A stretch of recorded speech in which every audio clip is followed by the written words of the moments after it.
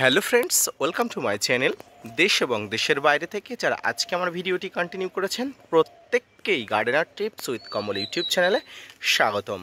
যে কোনো ফলের সঠিক আকার আকৃতি, সাইজ, মিষ্টতা এবং সঠিকভাবে ফলের গঠন বৃদ্ধি করার জন্য আপনাকে কিন্তু কিছু পরিচর্যা করতে হয়।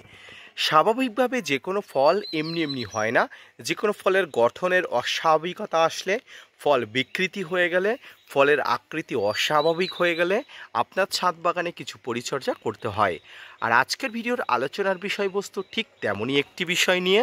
ফুল থেকে ফল বা ছোট ফল থেকে বড় ফল, সমস্ত ফলের পরিণত থেকে পর্যাপ্ত আকার পর্যন্ত বা ফল হারভেস্ট করার আগে পর্যন্ত আপনাকে আজকে বিশেষ কিছু ওয়াটার সলিউবল সারের কথা বলবো। যে সারগুলো যদি আপনি কন্টিনিউয়াসলি আপনার ছাদ বাগানে প্রয়োগ করে থাকেন তাহলে আপনি সঠিক ছাদ বাগানি হিসেবে বিবেচিত হয়েছেন।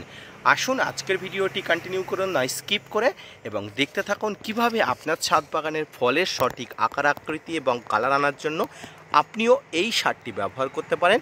ভিডিওটি মনোযোগ সহকারে দেখতে থাকুন।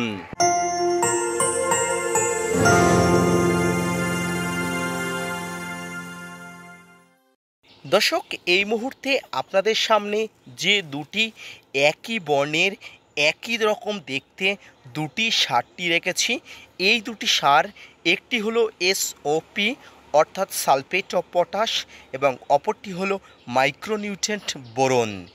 এই দুটি পদার্থ যে ছাদ বাগানীদের কাছে কত বড় ব্রহ্মাস্ত্র, কত বড় দরকারি জিনিস, যারা ছাদ বাগানি দীর্ঘদিন ধরে আছেন, যারা ছাদ বাগান দীর্ঘদিন ধরে পরিচালনা করছেন তারা জানেন। প্রথমে আসি এই SOP কি। এই SOP হলো পটাশের অন্য একটা পদার্থ, অর্থাৎ পটাশ সারকে দুই ভাগে ভাগ করা যায়। একটা হলো MOP, যেটাকে বলা হয় মিউরেটেড অফ পটাশ, যেটা আমরা স্বাভাবিকভাবে লাল পটাশ হিসেবে জানি, এবং অপরটি হলো SOP সালফেট অফ পটাশ, যেটি ওয়াটার সলিউবল, সম্পূর্ণভাবে জলে দ্রবীভূত। এটি হলো সেই SOP অর্থাৎ জলে দ্রবীভূত পটাশ। এই পটাশের কাজ কি? গাছের রোগ প্রতিরোধ করা, গাছের ফল মিষ্টতা করা, ফল ঝরে পড়ার হাত থেকে রক্ষা করা, এছাড়াও গাছের বিভিন্ন ধরনের শারীরবৃত্তীয় সমস্যা কিন্তু দূর করে এই SOP অর্থাৎ সালফেট অফ পটাশ। এটি গাছের ফুল থেকে ফল বা ছোট ফল থেকে বড় ফল, ফলের আকার বৃদ্ধি, ফলের মিষ্টতা বৃদ্ধি, ফলের সঠিকভাবে কালার আনা, সব কিছুতে কিন্তু এই SOP অর্থাৎ সালফেট অফ পটাশ অগ্রগতি ভূমিকা নেয়।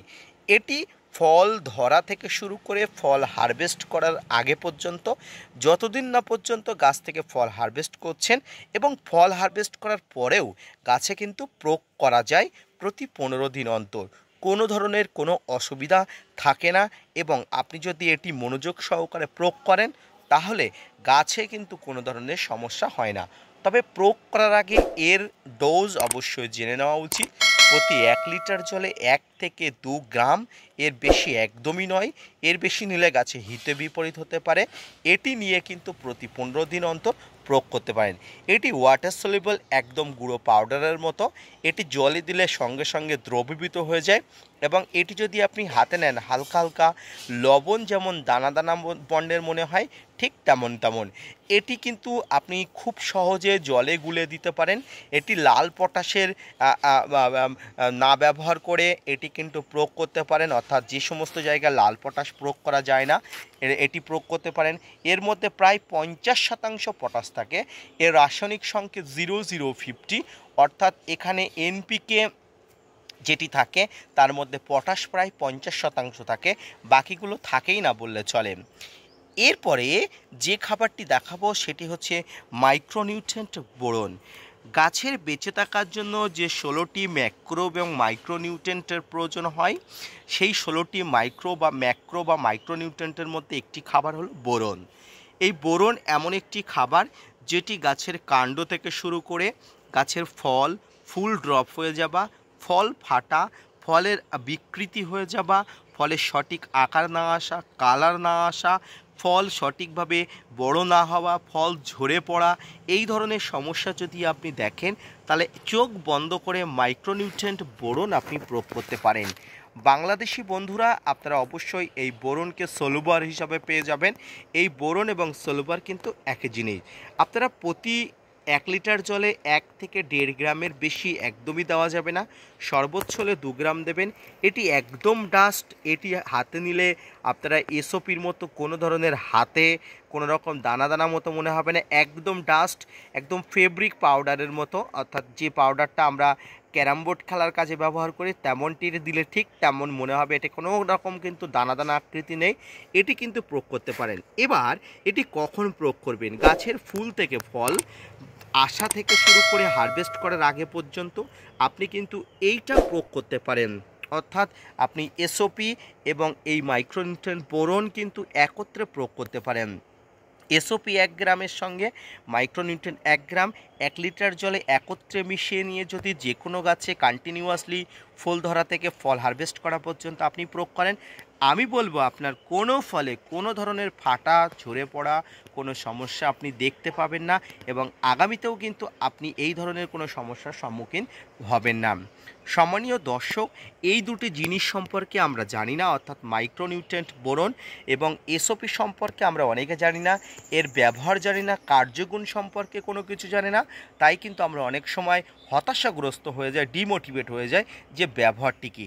তবে আপনারা যারা পুরনো ছাদ বাগানে যদি এটি ব্যবহার করেছেন, তো এর কার্যগুণ ক্ষমতা সম্পর্কে আপনাদের নতুন করে বর্ণনা করতে হবে না। আশা করি আমার থেকে আপনাদের বেশি এক্সপিরিয়েন্স আছে। তো যারা এই ধরনের বোরন এবং এসওপি সম্পর্কে জানতে চাইছিলেন তাদেরকে বলবো, এই দুটোর কার্যগুণ আমি যে বলে দিলাম আপনারা প্রয়োগ করুন। ছোট থেকে বড়, ফুল থেকে ফল সমস্ত গাছে আপনি প্রয়োগ করুন।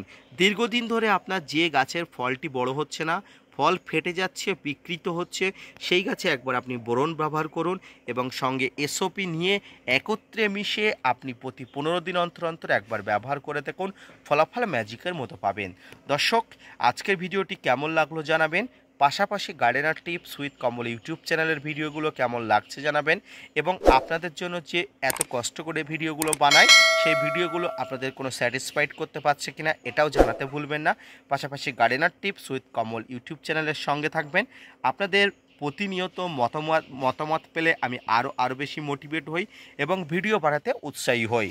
পারলে ছাদ বাগানের প্রত্যেকটি ভিডিও দেখার জন্য gardener tips with Kamal YouTube চ্যানেলের স্থায়ী সঙ্গী হয়ে যাবেন এবং আমি প্রতিদিন আপনাদের জন্য 2টি করে ভিডিও প্রোভাইড করি। একটি ভিডিও আসে সকাল 8টার সময় এবং অপর ভিডিও আসে বিকাল 4টের সময়। অত্যন্ত গুরুত্বপূর্ণ এবং তাৎপর্যপূর্ণ তথ্য নিয়ে প্রতিদিন 2টো করে ভিডিও আপনাদের উদ্দেশ্যে প্রোভাইড করি। কেমন লাগছে ভিডিওগুলো অবশ্যই জানাবেন। ধন্যবাদ।